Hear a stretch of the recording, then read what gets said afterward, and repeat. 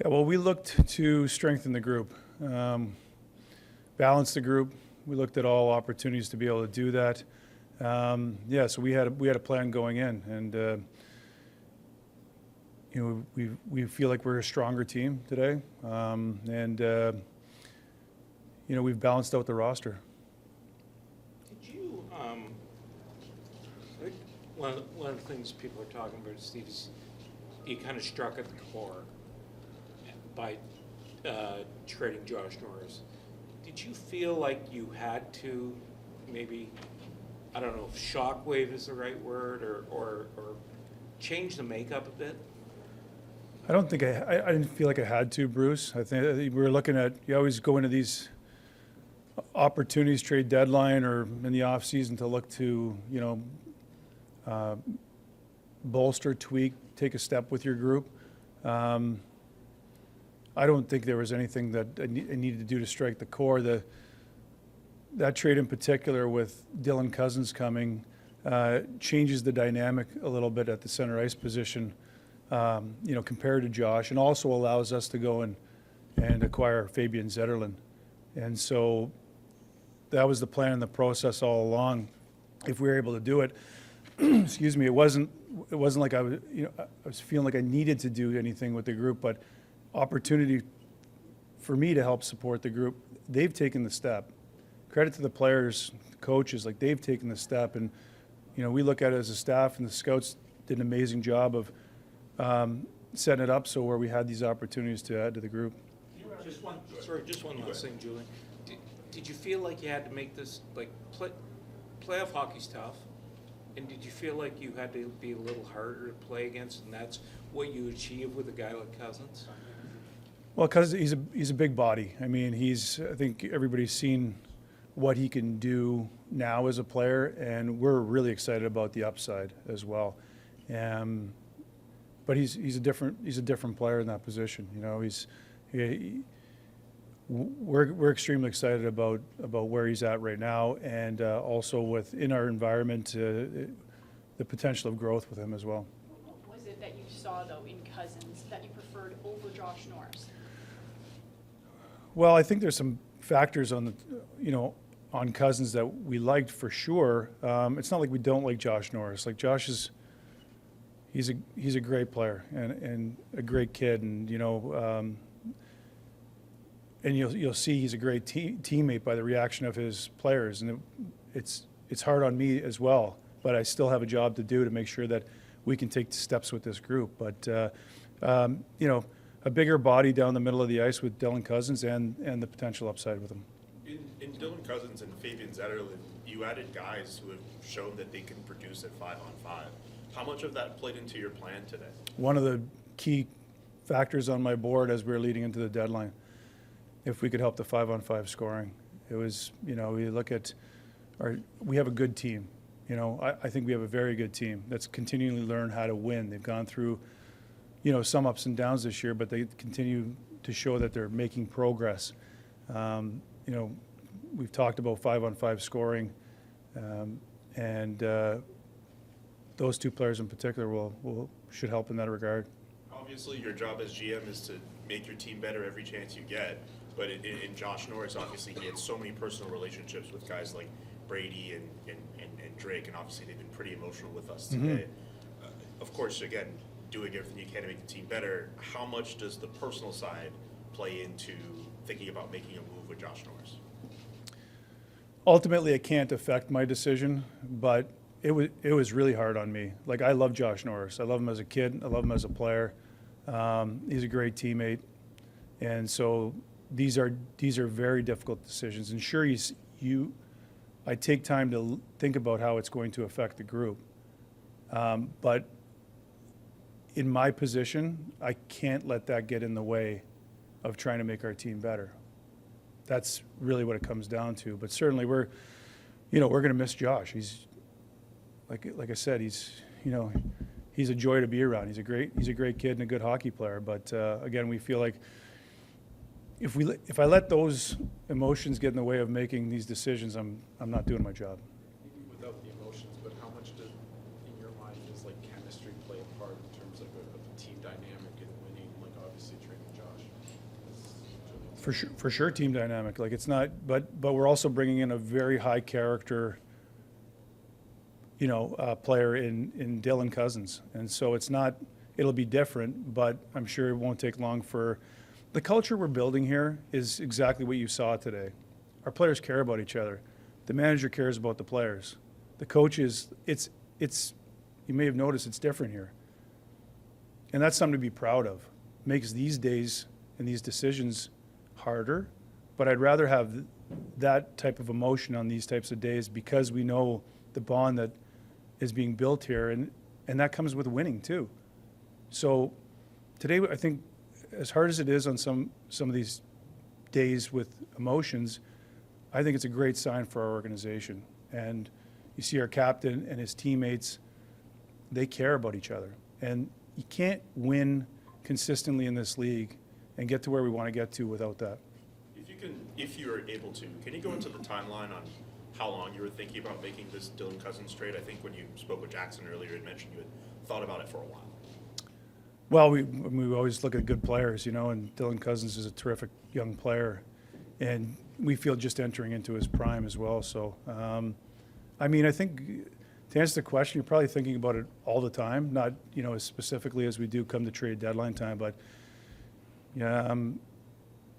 yeah, it's again, you look at areas of improvement for your team, 5-on-5 scoring, certain things, a little more toughness. You talk about toughness in Dennis Gilbert's as well, in balancing out the defense. Jacob Bernard-Docker, another good player for us on the right side. Matt and Paolo, has played well. You look for those types of opportunities. So like in the last week or in the last how many days, figure out when exactly this On was Cousins going on? specifically? Yes. Oh, I think it was probably longer than that when you kind of, every manager's a little bit different on the timeline depending on how your team's doing. There's teams that struggle out of the gate and you have conversations about their players because they're maybe looking to make an early move. So, this one's, I think, been brewing for a while. Josh Norris was a top 6 center. Do you expect that Dylan will also be in that top 6 role? I think that'll be up to, excuse me, up to Travis and how it all plays out, and up to his play as well. And Shane Pinto's taken another step as well. And so we have the benefit of depth through the middle, and it's an important position. And we feel good about having Dylan join that group. Will they play tomorrow? Will they play tomorrow? Dylan and Dennis are available for tomorrow. And we're just trying to see if we can get Fabian in on time. Can you talk about Fabian as a player and what he will add to the team? Well, he's a player that goes to the tough areas of the ice. He's a strong kid. He's hard on pucks. He can really shoot it as well.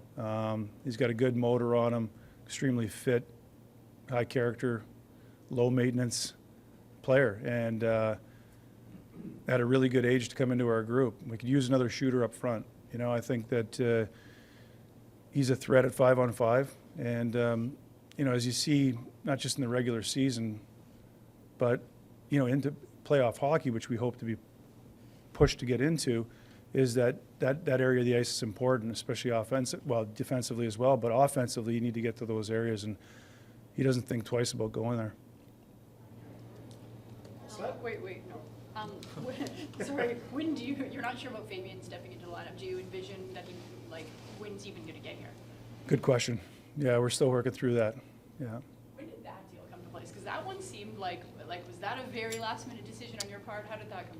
Well, no, there's plenty of discussion in and around him, but to be specific, I think the deal came through Pooley about 27 seconds under the clock. Yeah, 27 seconds, I think somebody had said. Yeah, so no, it wasn't like we just started talking about Fabian. We had talked about him and inquired about him earlier on, and we're finally able to work out a deal.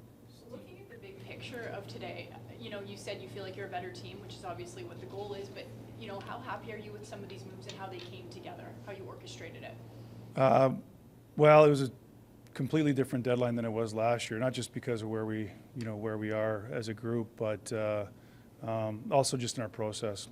We had a good plan going in, and it's an inclusive room, with my pro scouts and my staff, and big thank you to them, because like really it is hard to make. There's lots of trades that go on, but each one of them is challenging. So, but yeah, it was the process. I think is continuing to evolve with our group, but yeah, we were able to accomplish a lot of what we wanted to do. As you digest what's happened today, I know last year a lot of the seeds were planted for Venus Allmark to come in the summer.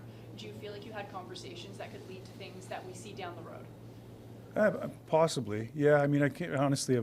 Right now, I can't even think of what they might be. We're happy with what we accomplished today, but yeah, certainly, I think you learn a lot about your team as you go through this, and you learn a lot about other teams as well and the direction that they're looking to go.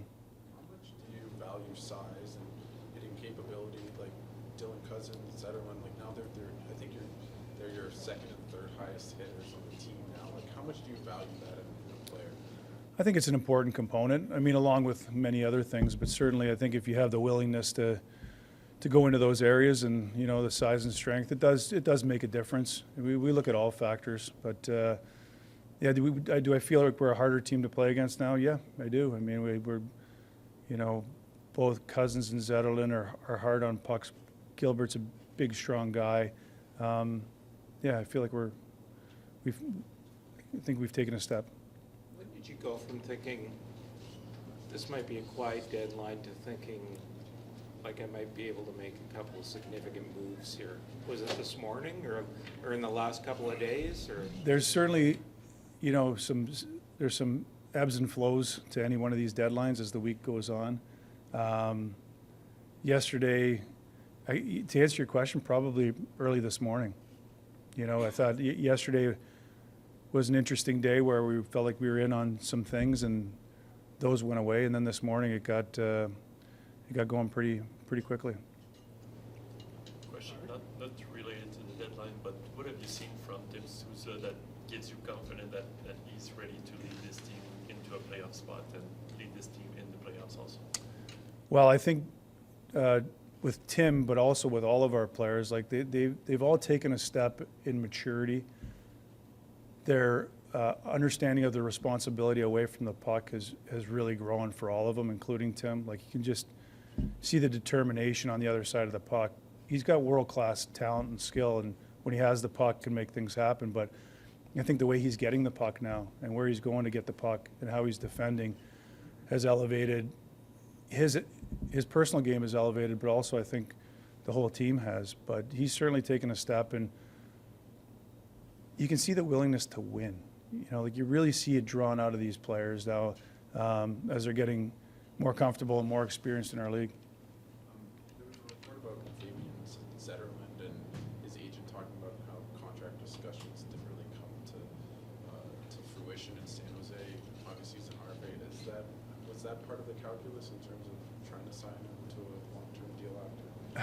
Haven't gotten there with him on that. Yeah.